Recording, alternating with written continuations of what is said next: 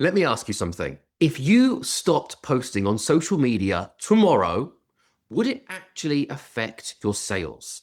Because a lot of you, this answer is, you know what? Not really. Because you're posting a bit inconsistently. When you do post, you might be getting a couple of likes. And if you're lucky, you might be getting some comments as well. But very few of these posts are actually turning shoppers and browsers into real customers. So today, I want to talk to you about why content doesn't attract buyers and how you can plan your content so it actually does, so that you know what you need to do on a regular basis. Because actually, most small business content isn't really that bad. It's just that it's misdirected. A lot of you are creating content with one goal in mind, and it's, I hope that people like this. I hope that people follow me. I hope that it goes viral. Likes don't pay the bills. And attention without intention doesn't turn into real sales and money in your bank account. The biggest issue I see is that content is being made so that it feels like it's interesting, it's aesthetic, or it's entertaining, but it isn't actually at all useful to those potential buyers. And shoppers don't go on to become buyers because something might have entertained them for 5 seconds. It's because you've managed to help them to solve a problem or to bring them closer to something that they really desire. So here's the shift that I want you to make when you start creating your content.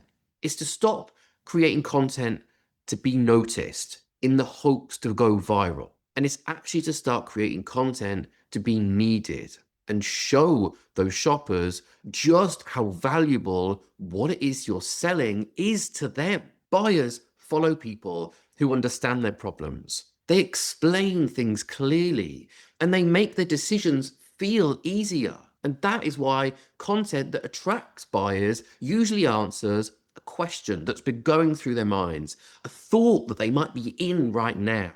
It helps them to remove any confusion around why they should buy from you. And it helps somebody to make the best choice for them. It's not about shouting louder and trying to be everywhere all at once. It's about being as clear as you possibly can do. So if you want to create content that leads to sales, you need to focus on creating 3 types of content. The first is your problem spotting content, okay? This is content that makes somebody stop and think, this is exactly what I am dealing with. You know, this actually happened to me yesterday. I was scrolling around on Instagram. Something came up and somehow it felt like it read my mind. And within 5 minutes, I'd clicked onto their page, I'd gone to see their reviews, I'd gone to see a bit about them, and I'd bought that product. Because what they were saying made me feel seen. I didn't know a lot about this business. I checked to see if other people trusted this business. I checked to see if they were repeating this message so that I knew the product I was buying was going to actually help me. And then I went to buy it. And that would have been the easiest sale for them because they managed to create a piece of content that made me, in that moment, feel like I could get a problem solved. So talk about common mistakes, talk about hidden reasons why things aren't actually working for shoppers right now.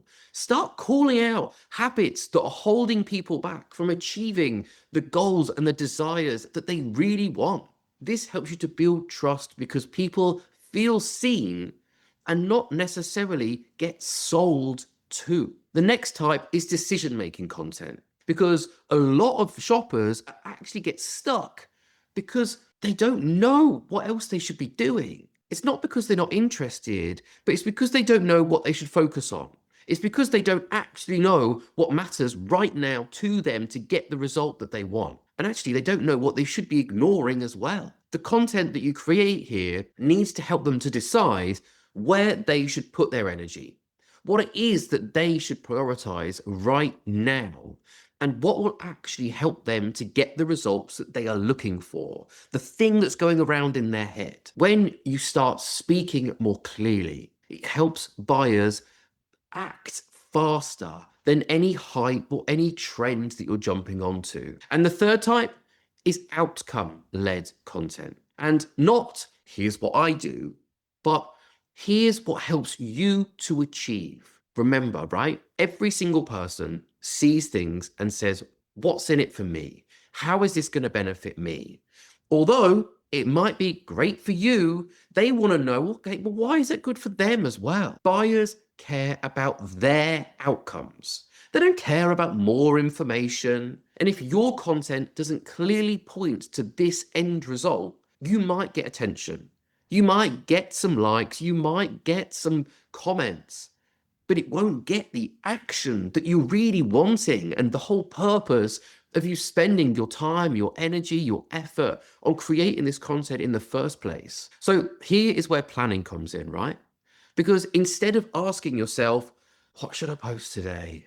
And then trying to desperately come up with something, I want you to ask yourself, what does my customer need right now? And when you plan content around your customers' actual problems, questions that they're really asking, your ideas will start coming easier. Your confidence will start to improve because you'll be making content that connects and people are more engaged. And then your consistency will stop feeling forced because you will have a consistent pool of ideas to come from. We don't want you to spend every time you sit down to make content to be there guessing or wondering what it is you should be doing next. We want you to be responding actively and saying, okay, we've had some people ask these questions. Okay, this is how we will answer them. If you've not had people ask these questions, go online and see what other people have been saying about similar products. Look at reviews other people have had for similar products. What's worked well? What questions have people had? What problems have people had? Help answer these things.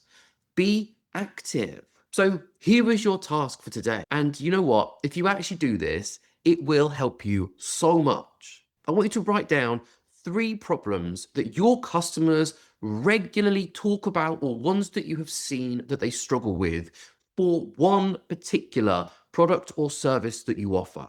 And then I want you to choose one of them and answer this question. What would genuinely help someone make progress with this? That's your next piece of content. Not something clever, not something that's particularly trendy that you can dance away on Instagram. It's something that's useful, something that you can create once and then repost it again and again and again, making your life easier into the future as well. And if you want help creating goals that you can actually stick to this year, check out the link underneath this episode where I'll show you exactly how you can do that. And included within that, you get my monthly tracker. So you know exactly what actions that you are taking are working and ones that aren't working, so that you can keep doing the things that move your business forwards without guessing, without overwhelm, without stressing yourself out the whole time. We want you to spend this year knowing the actions you are taking are getting you the results that you want. No more flinging spaghetti at the wall and hoping something sticks. I hope you have a great week, and I'll speak to you soon.